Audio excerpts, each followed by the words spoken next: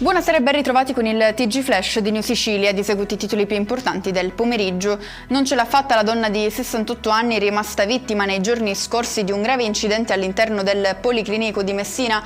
Le sue condizioni, apparse critiche fin da subito, avevano reso necessario prima il trasporto d'urgenza al pronto soccorso e poi il ricovero nel reparto di rianimazione. Pare che la paziente sia caduta da una rampa di scale interna alla struttura e che per cause ancora in corso di accertamento le sarebbero cadute addosso alcune scatole collocate su un carrello.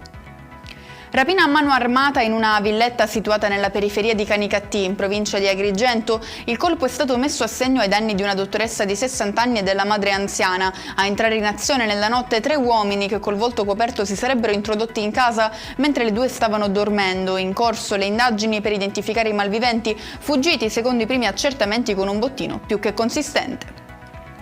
Un vasto incendio ha visto coinvolto in queste ore il territorio di Montagna Grande, a Trapani, a prendere fuoco alcune sterpaglie che avrebbero reso necessario l'intervento dei vigili del fuoco e della forestale, in allarme ai residenti della zona circostante.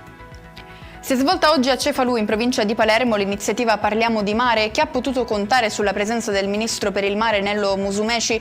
Noi non dobbiamo inseguire i miracoli, soprattutto in Sicilia o più generalmente in Italia. Non dobbiamo cercare la materia prima perché c'è già. L'Italia è il mare e conta nel mondo se sa darsi un ruolo di protagonista nel Mediterraneo, ha affermato il ministro Musumeci.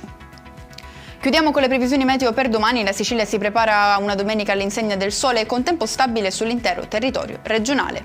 E con questo è tutto, prossimo appuntamento lunedì alle 13:30. Grazie per averci seguito, buon proseguimento di serata.